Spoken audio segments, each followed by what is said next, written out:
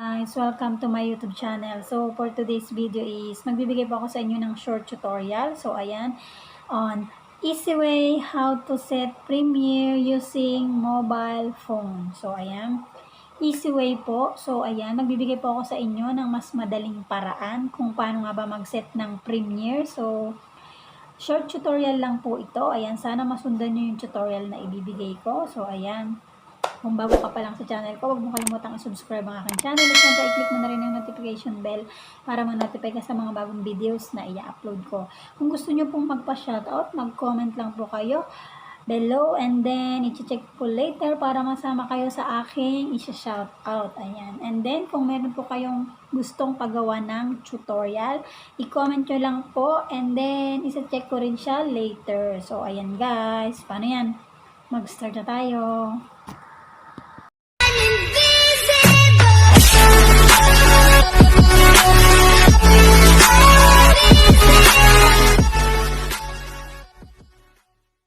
Hello guys, so ayan, mag-start na tayo. Ayan po yung title natin, Easy Way How to Set Premiere Using Mobile Phone. So ang first nating gagawin, pupunta lang po tayo sa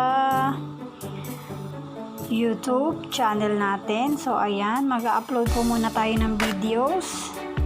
And then, so meron na po akong na-upload dito na video and then tingnan natin. So dinelete ko pala siya. So, ayan, meron na po ako ditong meron na po akong upload na video na naka-private. Be sure po na pag nag-upload po kayo ng video, naka-private po siya. And then, pupunta po tayo sa Chrome. Doon po tayo magsiset ng Premiere. So, madaling tutorial lang po ito. Ayan, so, meron na po ako ditong na-upload na video. So, ayan. Siyempre, pipila pa nyo rin yung mga details ng ating video. So, sa title, sa description, and then i-check nyo kung naka-private. After nyo makapag-upload ng video, punta po kayo sa browser, sa Google Chrome. So, ayan, punta tayo dito sa Chrome. Ayan, after po nyan, click lang, mag-type lang po tayo ng youtube.com. So, meron na ako. And then, since mobile phone nga po yung gamit natin, i-click lang po natin yung tatlong dot dun sa itaas and then i-desktop site po natin siya. After po natin i-desktop site, i-click lang po natin yung profile picture natin and then YouTube Studio. Ayan.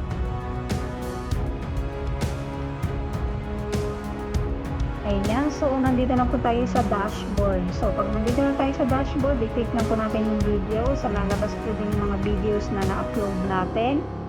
Ayan, loading na po. Ayan, kung makikita nyo nandito yung hello guys, so naka-private siya. Ayan, private. So, i-click lang po natin yan. And then, i-click natin yung pen. After natin maklik yung pen, so, andito na tayo sa ating video. So, ayan. Kung mapapansin nyo, andito na yung videos natin. So, meron po ditong add thumbnail. So, kung meron po kayong thumbnail na na-edit na, i-click nyo lang po yung add thumbnail and then ilagay nyo yung thumbnail na nagawa nyo. After po yan, iset po natin sa no, it's not made for kids. And then, meron po yung add tags. Ayan, mag-add na po kayo ng tags. And then, after po yan, kung makikita nyo, meron ditong end screen and then card. So, i-click nyo lang po yung end screen. After nyo po mag-end screen, maglagay na po kayo ng cards. Ayan, nandiyan na din po yung cards na yan. And then, after po mapila pa natin yan, o malagyan natin ng end screen at saka ng card. So, punta na tayo dito sa private. Doon na po tayo sa visibility. Kung mapapansin nyo, private. I-click nyo lang po yung tatlong dot sa tapat. And then, may lalabas na po dyan. Makikita po dyan ang public, save or publish, private, unlisted, public, set as instant premiere, and then schedule.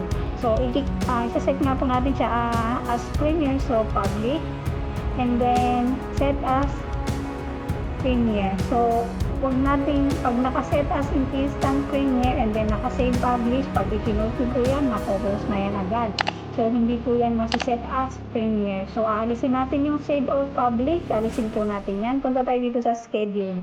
Ayan, wala na pong shaded yung save or public. So, nandito tayo sa schedule. Ayan. So, nandyan na yung time. Nandyan na yung date. So, i-click lang po yung ito. Ayan na yung date na gusto nyo. And then, after nyo dyan, nandito na rin tayo so after ng date, dito tayo sa file. Ayan, depende sa inyo kung anong gusto nyo ilagay na file. So, lagyan natin. Ayan, so ito sample lang. Ayan, and then, be sure na mag-check yung set as Premiere. Ayan, so i-check nyo po yan.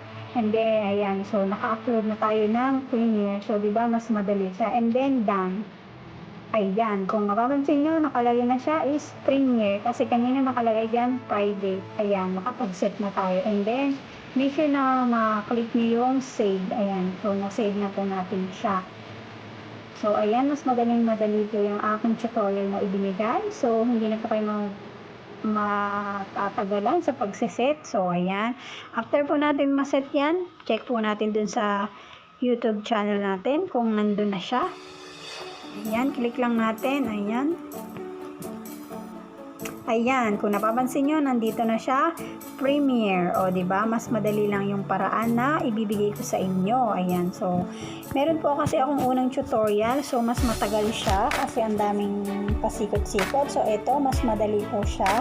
So, ayan, sana guys, nasundan nyo yung tutorial ko. Sana nalinawan kayo. Ayan, so, pasensya na kasi medyo magulo yata kasing gulo ng buhay ko.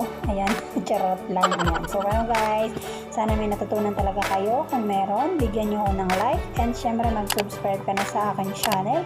Mag-comment ka na rin. Kung gusto mo rin magpa-shoutout, mag-comment ka lang sa aking video. And then, check ko yan later. Isasama ko kayo sa aking shoutout. So, ayan guys. Thank you and God bless. Sorry, it's DJ.